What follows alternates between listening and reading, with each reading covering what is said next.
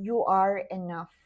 Hi there, kumusta ka? Na-feel mo na ba yung parang feeling mo hindi ka enough? Parang laging may mas magaling, mas confident, may mas qualified. Today, I would like to encourage you.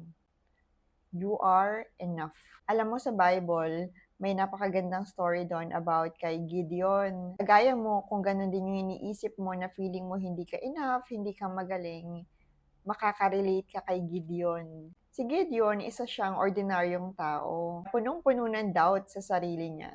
Noong minsan, tinawag siya ng Diyos para maging leader at iligtas ang bansang Israel. Alam mo, ang unang sagot niya kay Lord, Panginoon, mahina lang po ako. Pinakamababa sa pamilya namin. Alam mo, nung nabasa ko yung sagot ng Diyos sa kanya, naiyak ako.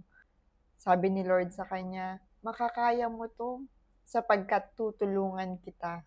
Matatalo mo ang mga Midyanitang ito na para kang lumaban sa isang tao. Hindi pinili ni Lord si Gideon dahil siya yung pinakamagaling.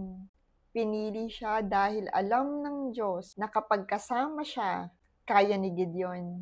Magtatagumpay si Gideon. At yan din yung sinasabi ni Lord sa'yo.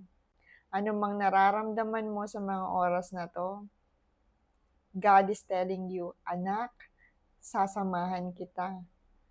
Kaya mo yan kasi kasama mo ko.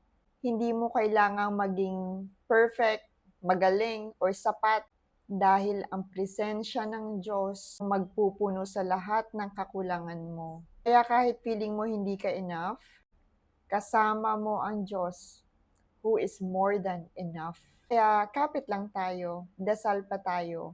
Just say yes sa kung anumang mga oportunidad na dumarating sa buhay mo.